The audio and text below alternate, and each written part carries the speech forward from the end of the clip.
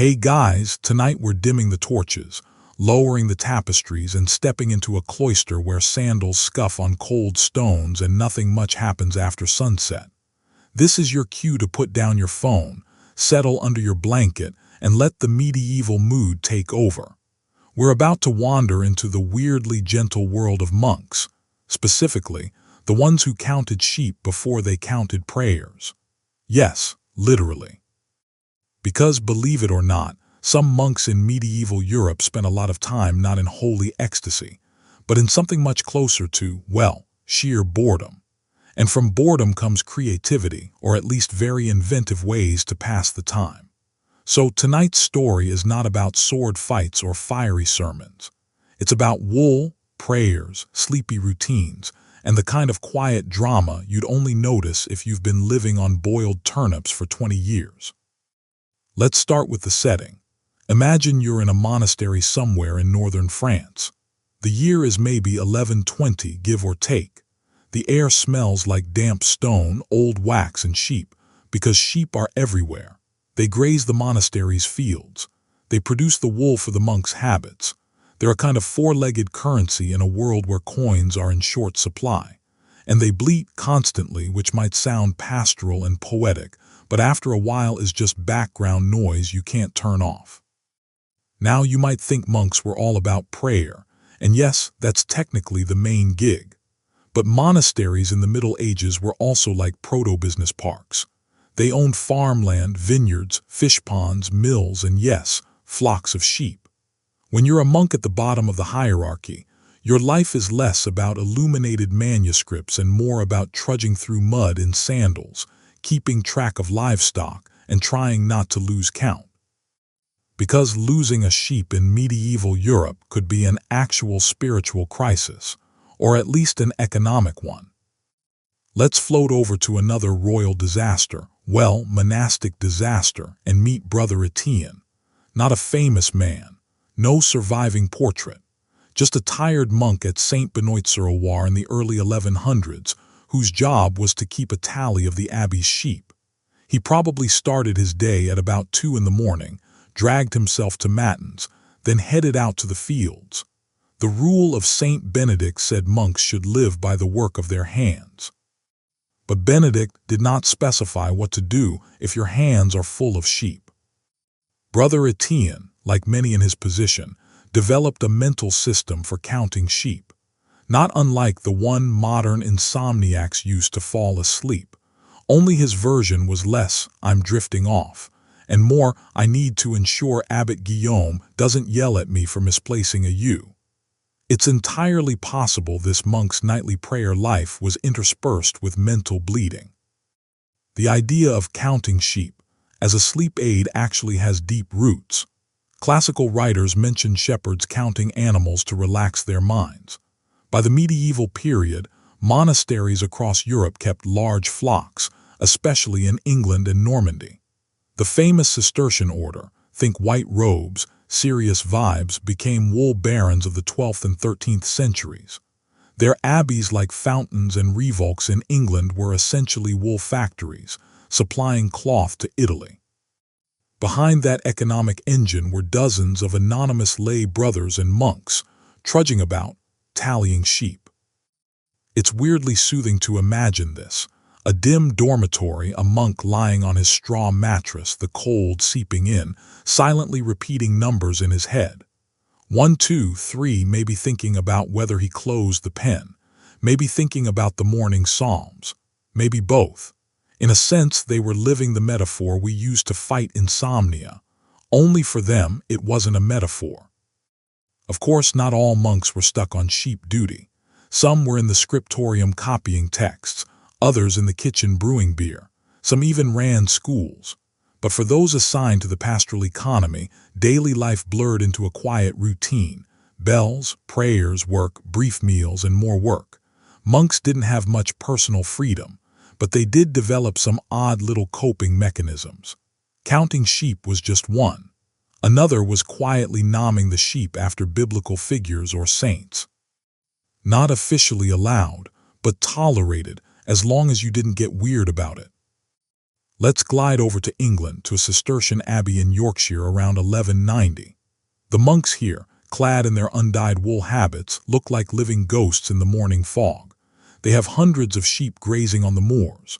And because these monks were serious about accounting, they kept written tallies which survive in some archives. They recorded lambing seasons, wool yields, and sometimes the odd note like, "The shepherd fell asleep, too lost." That's about as scandalous as it gets in these ledgers. What's striking is how intertwined prayer and sheep became. Psalms about shepherds took on a very literal meaning when you actually were one. Monks would recite prayers while walking among their flocks, creating a rhythm of number and verse. This rhythm probably helped them both stay awake during early hours and drift off at night. Counting and praying became almost the same act, a form of meditation. Now let's talk about the habits, the clothing, not the routines. Monks wore robes made of undyed wool, which was scratchy and stiff when new. Every fiber of that fabric came from the monastery's own sheep. So when Brother Etienne was out counting ewes, he was basically counting future sleeves. That gave the whole activity a cyclical vibe. Sheep to wool to habit to monk to prayer.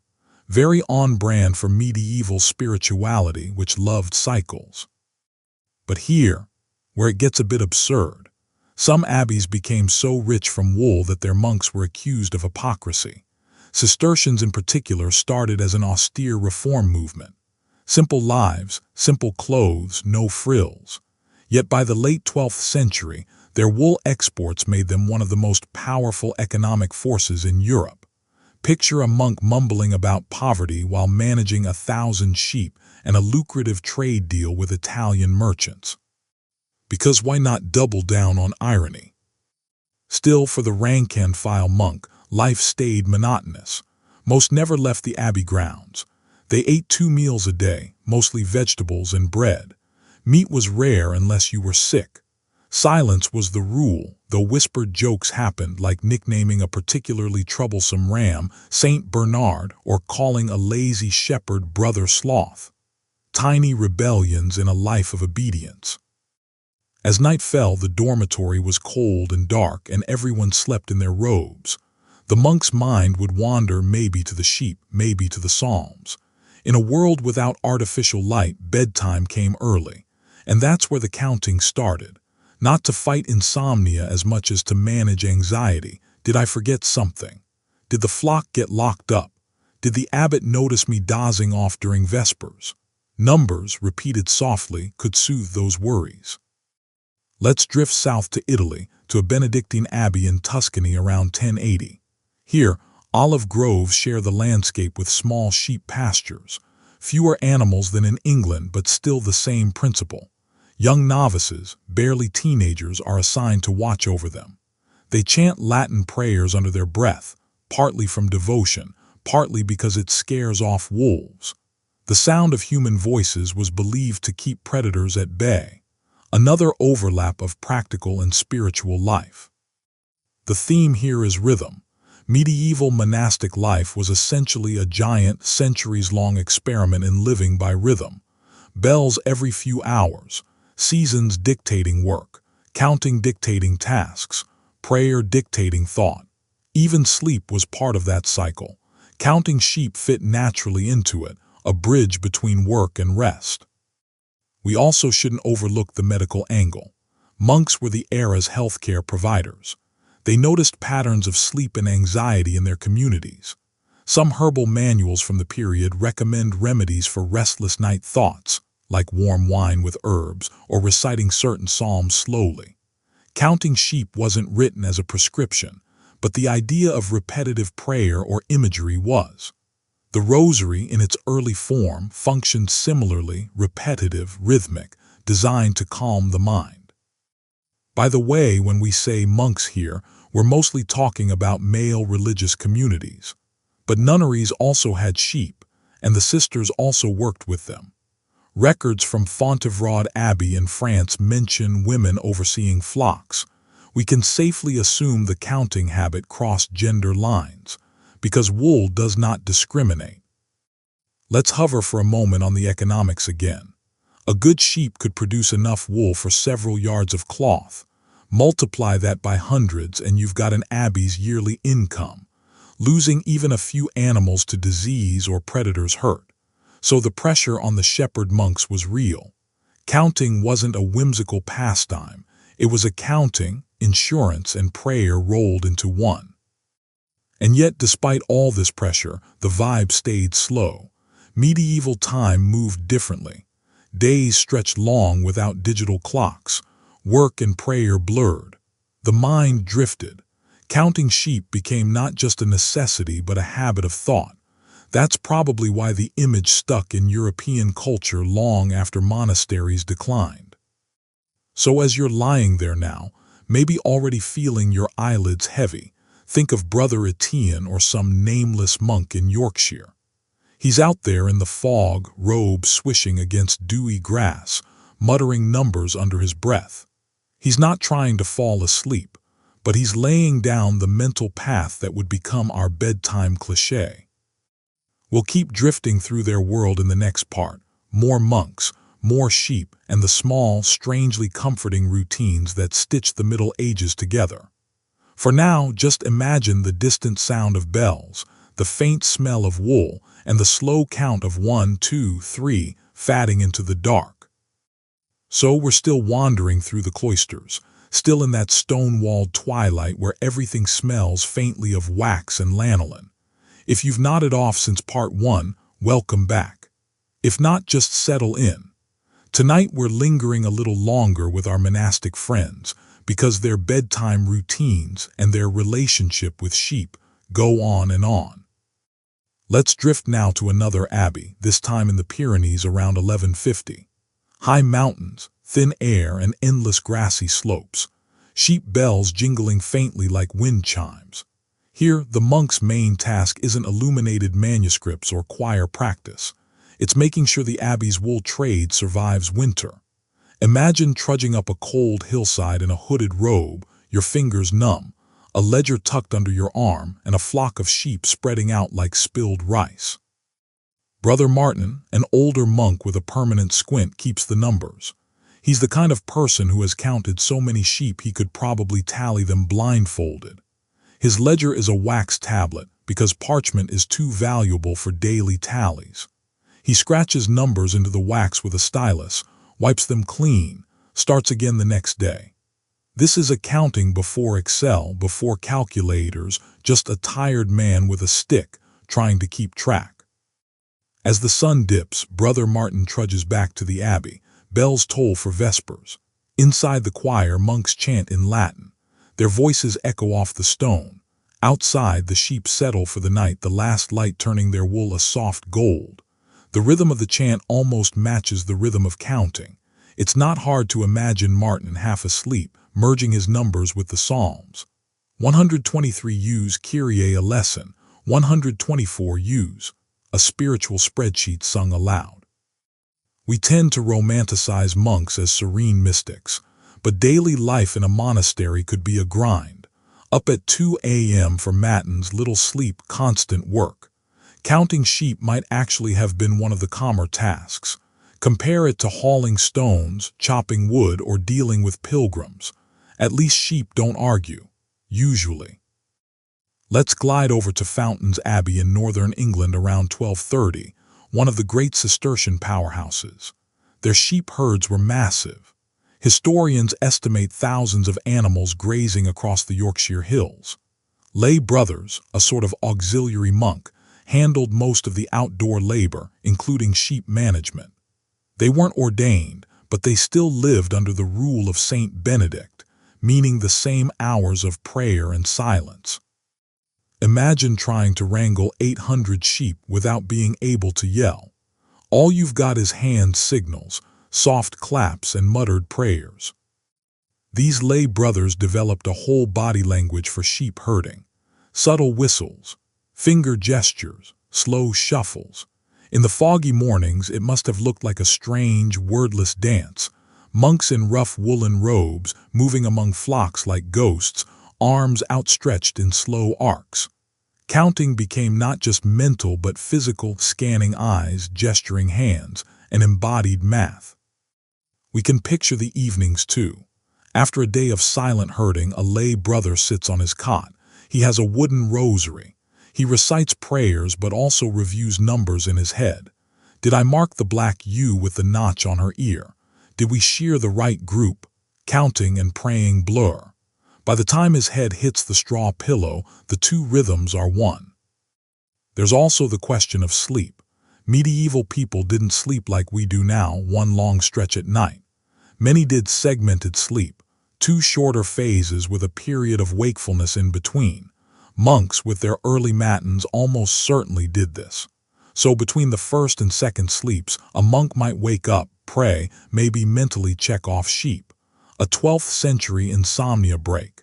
The counting tradition fits perfectly into that pattern. Let's float over to a smaller priory in Ireland, somewhere near the coast. It's raining, of course. The monks here have fewer sheep, but they still rely on wool. The abbot, slightly more relaxed than his continental counterparts, lets the brothers name their animals. So the flock includes Saint Columba the ram, Saint Brigid the ewe, and a lamb named Brother Patrick because of his habit of wandering off. This quiet humor, nomming sheep after saints, is one of the few outlets monks had for personal expression. They couldn't choose their meals, clothes, or schedules, but they could choose a name for a sheep. This habit also helped with counting. Easier to remember Saint Brigid than U47. So at night, a monk might whisper not just numbers but names. Columba, Brigid, Patrick, a roll call of woolly saints drifting into sleep. Another layer to this is the symbolism. Sheep are everywhere in Christian scripture, Jesus as the Good Shepherd, the faithful as sheep. The lost sheep return to the flock. For monks living among actual sheep, these metaphors weren't distant abstractions. They were daily reality. Counting sheep wasn't just inventory. It was a living parable. The lost sheep really was lost, and you really did have to go find it before wolves did. Let's talk wool one more time. Medieval wool was big business. English monasteries exported raw wool to Flanders and Italy, where it became fine cloth. The Cistercians were so successful that English kings taxed their exports heavily. Some abbeys built entire guest houses and mills from wool profits. Meanwhile, the monks still wore plain, scratchy habits and counted sheep by hand. That contrast, ascetic image, massive wealth, is one of the quiet ironies of the Middle Ages. But even wealth didn't make the counting glamorous. It stayed humble. Imagine standing ankle-deep in mud, robe hem soaked, tallying sheep in Latin numerals carved into a wax tablet. You're not thinking of export taxes. You're thinking, did I already count that one with the crooked horn? 1,000 years later, we're still using their mental trick to fall asleep. Let's drift now to the daily timetable of a typical monk. Wake around 2 a.m. matins, back to bed briefly, then lauds at dawn. Work assignments after prime. Sheep duty fills the morning. Midday meal after terce. More work. Vespers at sunset. A small supper or none at all. Compline before bed. Lights out. Within that cycle, counting tasks sneak in everywhere. It's not just the flocks. Counting candles, counting bread loaves, counting fish in ponds. The medieval monastery was a counting culture long before double-entry bookkeeping existed. And counting itself was prayer-adjacent, repetition, focus, letting the mind quiet down. Modern mindfulness apps would have fit right in. Only instead of inhale, exhale, you get Ave Maria, one sheepy, two sheep. We can also look at the architectural side. Monasteries built sheepfolds and barns with careful layouts.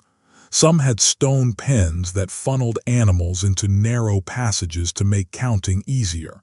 A medieval version of a turnstile. This was not a casual hobby. It was engineered. The whole landscape shaped to count more efficiently. Yet the monks themselves didn't write treatises on this. It's all inferred from records. They left behind ledgers, not memoirs, which makes our reconstruction half history, half gentle speculation, perfect for a bedtime story. Let's hover briefly on the spiritual manuals. Some Benedictine texts advised novices to use simple and repetitive thought to calm restless minds, reciting the same verse or envisioning a peaceful scene. This wasn't called counting sheep, but the effect was the same. When you spend your days in repetitive labor, it's natural to transpose that rhythm into your prayers.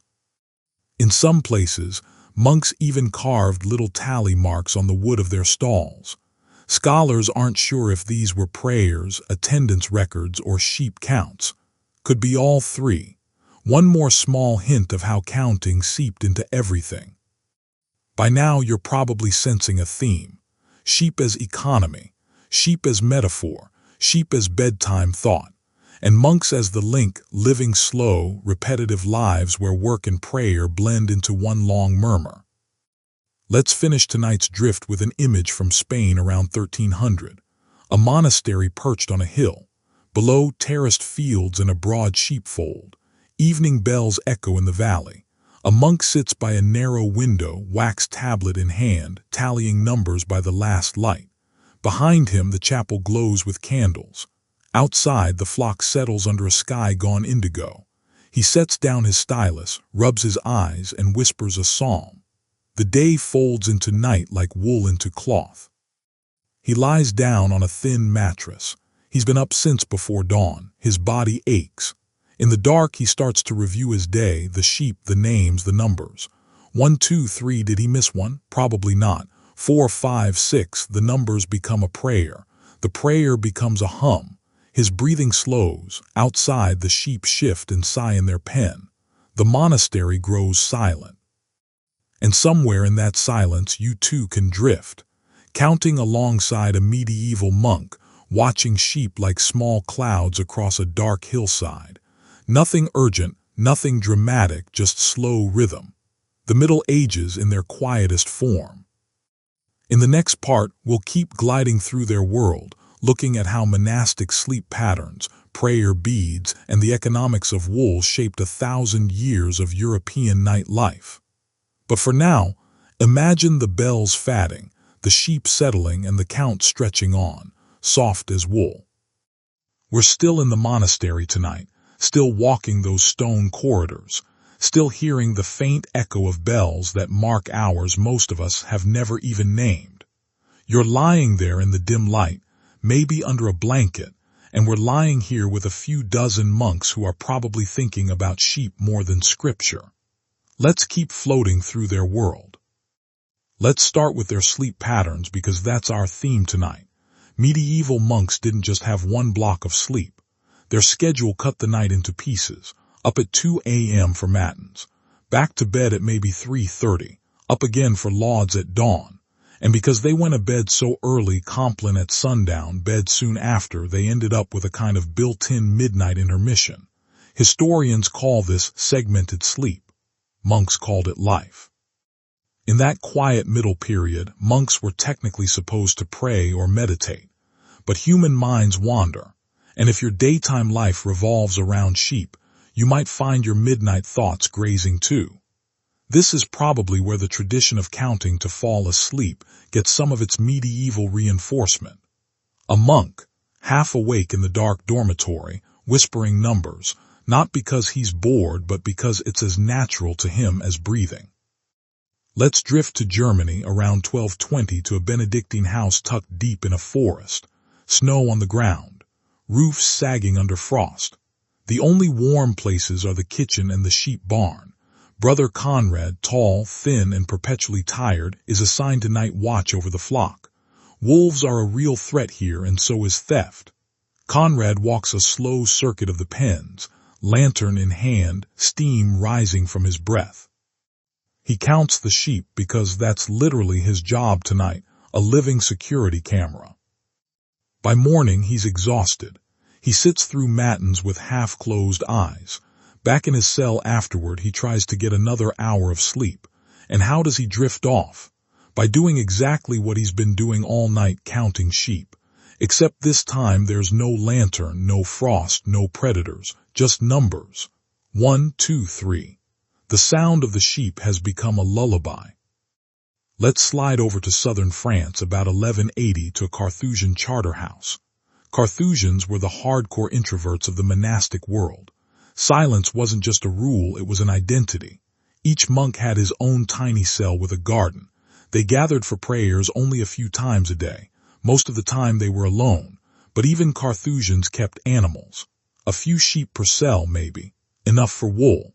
Enough for a small, silent counting exercise. Imagine doing that in near total solitude. No whispered jokes. No group herding. Just you, your cell, your garden, and a few sheep like moving tufts of cloud. In such an environment, counting becomes meditative almost automatically. Numbers, like prayers, slow your breathing. The mind settles. You can almost hear the Ave Maria under the count. Now let's step back and look at the broader monastic economy. The High Middle Ages saw monasteries as some of the largest landholders in Europe. They didn't just own churches.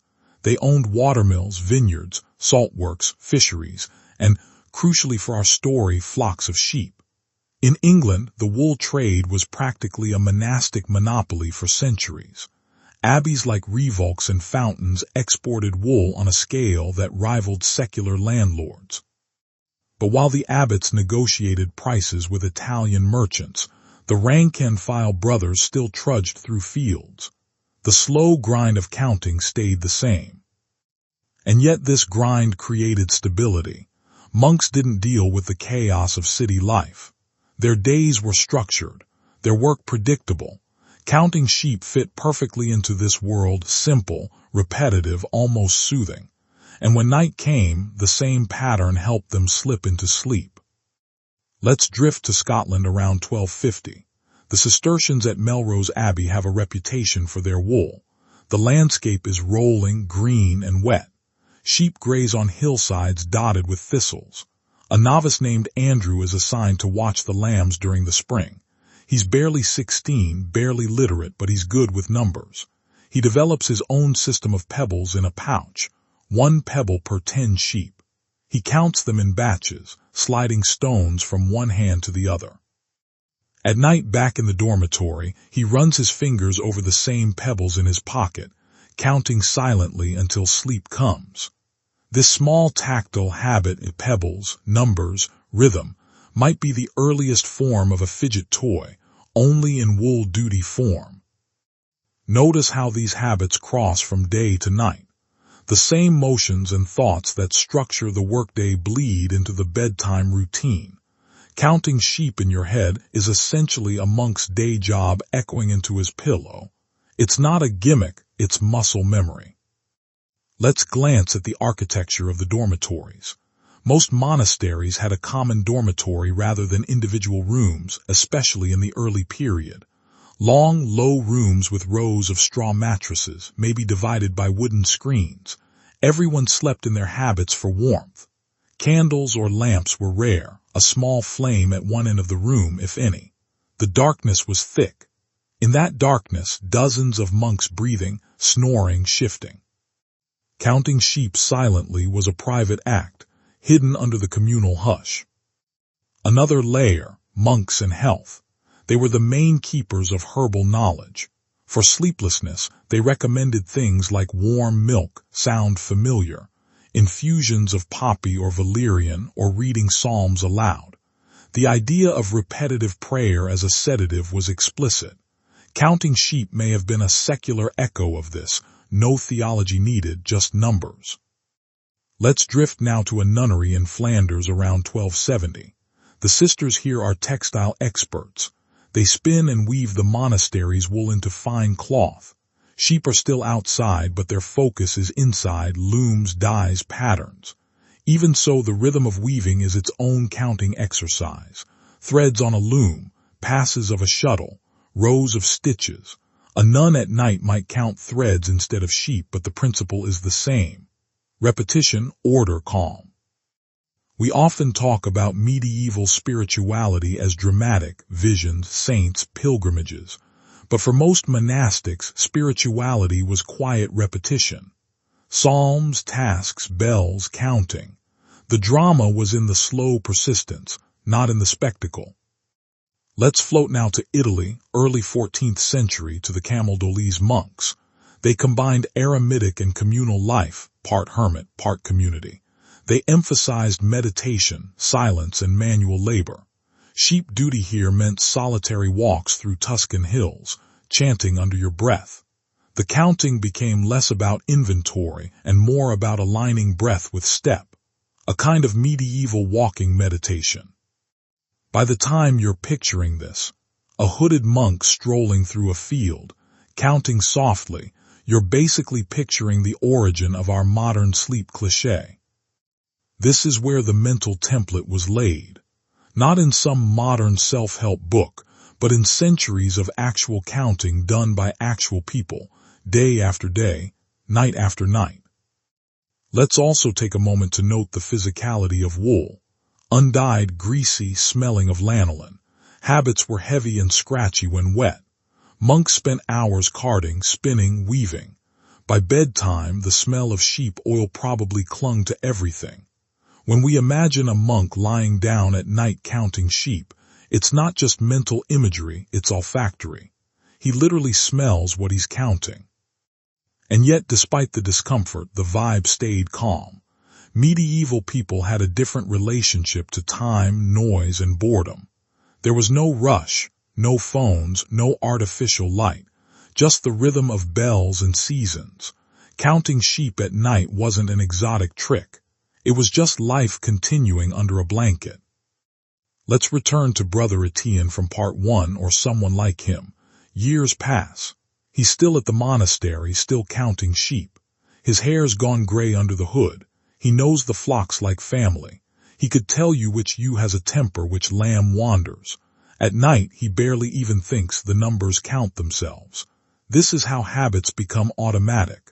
The same way a musician's fingers know a song, a monk's mind knows the count. And that mental rhythm lulls him into sleep every night until he dies.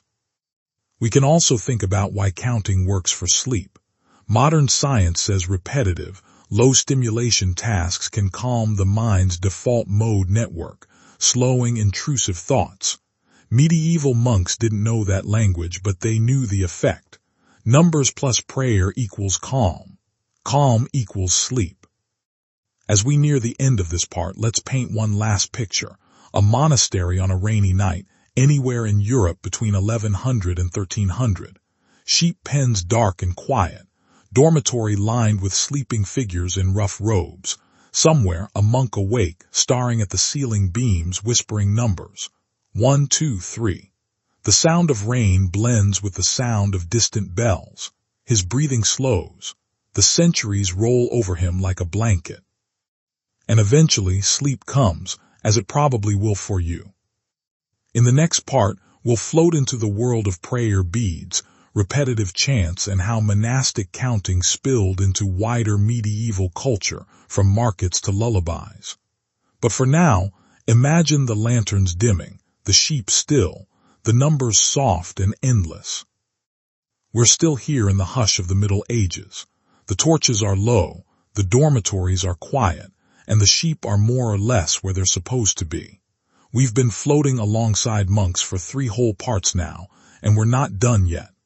Tonight we're easing into how their counting habits didn't stop at sheep. They extended into beads, bells, and even the way ordinary medieval people thought about their nights. Let's start with something you might be holding in your own hands: beads.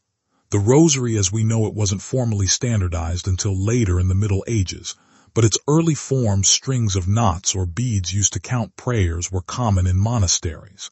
And the idea is almost embarrassingly obvious. You're already counting psalms, why not keep track physically? You can see the parallel. Counting sheep in the field by moving pebbles or tally marks, then counting prayers at night by moving beads. Same rhythm, same mental zone. Imagine a monk in northern France around 1250. Daytime, sheep duty. Evening, Compline after Compline, back to his cell. In one hand he's got a strand of wooden beads, in the other a mental picture of the flock. He glides from one to the other. Ave Maria, bead 1 sheep, bead 2 sheep. The act of sliding a bead and whispering a number is nearly identical. It's a soft, repetitive motion. It anchors the mind. Let's float over to Spain and picture a monastery perched above olive groves. A lay brother sits by a window, twilight creeping in. He has a small string of knots tied into his belt cord. Each knot stands for a psalm. He traces them slowly, eyes half closed. His body remembers the count even when his mind drifts. This is exactly the kind of slow, hypnotic movement that helps you fall asleep. Medieval life was basically one big sleep app, only made of wood and wool. Now about bells. Monasteries were ruled by them. Bells signaled matins, lauds, prime, terce, sext, none, vespers, compline. The hours marked out like a musical score. Bells also measured work. Start shearing now, stop grazing then, come in before dark. In a sense, monks were living inside a giant clock made of sound. Counting sheep between bells was like filling in the silent measures of a song. And because bells rang at odd hours, they shaped how monks slept. You might get 3 hours here, 2 hours there. This fragmented sleep naturally leads to repetitive mental habits. You're always trying to remember what you did, what's next, how many sheep are still out there. Counting is a way to stitch together a fragmented day and night. Let's drift north to Denmark around 1150, a Benedictine priory near the sea. Here, winters are long and dark. The monks keep both sheep and fish ponds. They measure everything, how many eels, how many fleeces, how many candles left. In the cold, dark dormitory, Brother Niels lies awake, thinking not just of sheep but of herring. He counts them mentally as though they're in a net. The act of enumerating becomes a mental game, a sedative. Counting was everywhere. Candles burned in measured lengths, hours tallied, psalms numbered. Even the architecture, cloisters built in repeating arches, steps counted from refectory to chapel. The medieval monastery was a giant counting machine with a human heartbeat. Another piece of this puzzle, chants. Gregorian chant is repetitive by design. It cycles phrases, it avoids dramatic leaps. It's meant to lull, to soothe, to create a steady mental environment. A monk chanting Psalm 23 might be thinking about literal sheep outside his window. The text becomes a mirror of his work life. The Lord is my shepherd takes on an entirely practical meaning when you've just spent 10 hours chasing ewes out of a cabbage patch. Let's wander over to Hungary around 1280, a Cistercian outpost near a river. The landscape is flat, dotted with small farms. Sheep graze on the common lands. The monks here double as local accountants. Peasants bring in wool as tithe. The brothers weigh it, measure it, count it. In their dormitory at night, their minds are full of numbers, weights, prices, head counts. To fall asleep, they slip into a softer version of the same mental math. And we shouldn't ignore the ordinary medieval person outside the monastery. Counting sheep as a bedtime trope eventually seeped into the wider culture. Shepherds, farmers, even merchants would have had their own counting rituals. And because most people lived closer to livestock than we do today, the idea of sheep as a mental unit made sense. You count what you know. In an agrarian society, that's animals. Think of a medieval child, somewhere in Normandy around 1350, lying on a straw mattress while rain drums on the thatched roof. Her parents keep a small flock of sheep. She's heard the monks' bells in the distance. She's heard her father count animals at dusk. At bedtime, she whispers numbers to herself. The habit travels silently from cloister to cottage, from Latin prayers to rustic lullabies. Back in the cloister, the monks were also innovators in record keeping. They pioneered the use of double columns, margins, and systematic tallies. These techniques spilled into secular accounting. Counting sheep in a field is low-tech, but the mentality behind it, precision, repetition, shaped Europe's early bureaucracies. Another layer, light and dark. Without electric light, nighttime was truly black. Candles were expensive. A single stub might have to last an entire evening. Darkness pushes the mind inward. Numbers, beads, chants, all these repetitive structures fill the void. Counting sheep at night wasn't just a trick. It was an instinct in a world of long, dark hours and minimal sensory input. Let's drift to a Cistercian daughter house in Portugal around 1260. The climate is milder, but the rhythm the same. Bells, sheep, beads. A monk named Joe writes tiny tallies in the margin of a psalter, not about scripture, but about lambing. He's literally blending sacred text with flock inventory. At night, he recites the same psalm and remembers the numbers. The boundary between sacred and mundane dissolves. We can also talk about the psychology of monotony. Modern people dread boredom. Medieval monks embraced it as a spiritual exercise. Repetitive tasks humbled the ego, trained patience, and created space for contemplation. Counting sheep wasn't boring busywork. It was a spiritual discipline wrapped in farm chores. That's why it so easily became a sleep aid. When your waking life is one long, slow count, your dreaming life follows suit. And then there's the soundscape. Bells in the distance, wind through cloisters, sheep bleating, sandals scuffing on stone, chant echoing, all at a slow tempo. This is a sound environment designed unintentionally for relaxation. Even the alarm clock, the bell, is a low drone, not a jarring beep. In such a world, slipping into sleep by counting is almost inevitable. Let's hover over Ireland again. Late 1200s. The monks at a small priory by a lake keep bees as well as sheep. They count hives, count wax yields, count sheep, count prayers. Repetition everywhere. Their night reading includes herbal texts recommending warm honey water before bed. Imagine the combination. Warm honey drink, a cold stone cell, the smell of lanolin and beeswax, and numbers drifting in your head. It's practically a medieval spa treatment. And the humor, always small and dry. A novice might carve a sheep doodle into a dormitory beam. Another might nickname a fat ram Brother Thomas after a portly monk. In a life where you own nothing and choose little, nomming and joking are survival tactics. It's subtle rebellion, but it keeps the mind human. Now let's look at ritual as counting. The canonical hours themselves are a kind of count. 7-day hours plus night offices, repeated daily, weekly, yearly. Monks literally counted their lives out in bells and psalms. Sheep fit neatly into that framework, one more repetitive unit in a world defined by recurrence. By the time we reach the late Middle Ages, you can see the whole ecosystem of counting. Sheep in fields, beads in hands, bells in towers, chants in choirs. Each reinforces the other.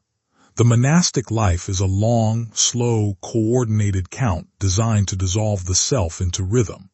And out of that rhythm emerges a bedtime habit that survives to this day. Let's end this part with a gentle picture. It's dusk at a monastery somewhere in Europe, doesn't matter where. Sheep penned, bells ringing compline, monks in procession, robes swaying. After prayers, each returns to his narrow bed. Darkness thickens, a few shift restlessly, someone coughs. Somewhere in the long dormitory, a monk lies awake, fingers on his beads, mind on his flock. He starts counting. One bead, one sheep, one prayer. The rhythm slows, breath evens out. Outside, the sheep themselves doze under the stars. And just like that, the medieval night rolls on soft, repetitive, and infinite. In the next part, we'll glide into how this counting habit influenced medieval lullabies, market culture, and even early science. Because once you start counting sheep, you might as well count everything. But for now, imagine the bells fatting, the beads clicking softly, and the numbers stretching on like a woven thread. We're back, still hovering in that dim, medieval twilight. You can almost hear the echo of bells fatting into the hills. The monks have drifted off. The sheep are curled in their pens. And out beyond the cloister walls, ordinary people are settling in for the night. This is where the habit of counting sheep starts to seep out of the monastery and into everyday life, creeping into lullabies, market routines, even the earliest stabs at science. Let's start with the lullaby angle. Most medieval families lived a whisper away from livestock. Animals weren't just food, they were soundtracks. Chickens clucked under windows, pigs rooted in yards, sheep bleated right behind the cottage. Children fell asleep to these noises the way we fall asleep to podcasts, so it's no stretch to imagine mothers softly counting sheep to calm a restless toddler, not as a gimmick but as the most obvious bedtime image available. Picture a cottage in Burgundy around 1320. A mother sits on a straw mattress with her youngest child in her lap. She hums a tune that sounds vaguely like a psalm. The words, 1 sheep, 2 sheep, 3 sheep, she's heard monks chanting in the distance. She's heard her husband counting lambs at dusk. She simply folds the numbers into a melody. The child's eyes droop. Counting becomes music. Music becomes sleep. These lullabies often borrowed from psalm structures. Medieval music was largely modal and repetitive. Think rocking back and forth on a gentle wave. The same rhythm used for sacred chant could be repurposed at home. Mothers weren't reading from manuscripts, but they knew patterns, and patterns are easy to count. Let's float to an English village in Norfolk around 1290, sheep grazing on common land. A father comes back from the fields smelling of lanolin and grass. He sits by the hearth with his children. He doesn't have a book, he has a story about St. Cuthbert tending sheep. He ends the story by counting how many lambs Cuthbert saved from wolves. Numbers slide into narrative. The kids start counting along. Sleep follows. And it's not just bedtime. Counting sheep infiltrated markets and fairs. Wool was medieval Europe's big export, especially out of England and Flanders. Every fleece, every bale, every hoof was counted, taxed, recorded. People lived by tallies. Wooden sticks notched for each sale, piles of stones moved from one box to another. You can see how this would bleed into mental habits at night. Picture a Flemish merchant in Bruges around 1380. He spent all day tallying wool shipments, listening to brokers drone on about prices. That evening, lying on a pallet in his rented room, he's still hearing numbers. 32 fleeces, 33, 34. He doesn't call it counting sheep, but that's effectively what's happening. The mental soundtrack of his day continues as a lullaby. We can also connect counting sheep to the rise of proto-statistics. The very first European attempts at data were about agricultural yields and animal head counts. Monks and secular officials alike compiled rolls of how many sheep, how many pigs, how much wool. This created not just a fiscal system but a mental template, the world as a ledger. When the world is a ledger, your thoughts at night are line items. Let's float over to Florence around 1340, where bankers are perfecting double-entry bookkeeping. They don't have sheep in their offices, but their clients do. Wool guilds dominate the city's economy. Merchants sponsor frescoes of lambs as symbols of purity and profit. Counting sheep isn't a childish thing here. It's literally how fortunes are made. And yet, somewhere in a side street, a bookkeeper rubs his eyes at midnight and mumbles numbers to himself as he dozes. Counting also became tied to measurements of time. Medieval night wasn't uniform. It stretched or shrank depending on the season. People measured the hours by burning marked candles or dripping water. Counting drops, counting candle marks, the same mental skill used to count sheep. The entire experience of nighttime was numerical. Let's wander to a Parisian scholar in the Sorbonne circa 1310. He's experimenting with water clocks. He wants to know how long it takes for a certain amount to drip. To stay awake, he recites prayers. To keep his place, he counts drops. After a few hours, he's half asleep, still murmuring numbers. We're one lullaby away from a medieval sleep-tracking app. We shouldn't skip the songs about lambs either.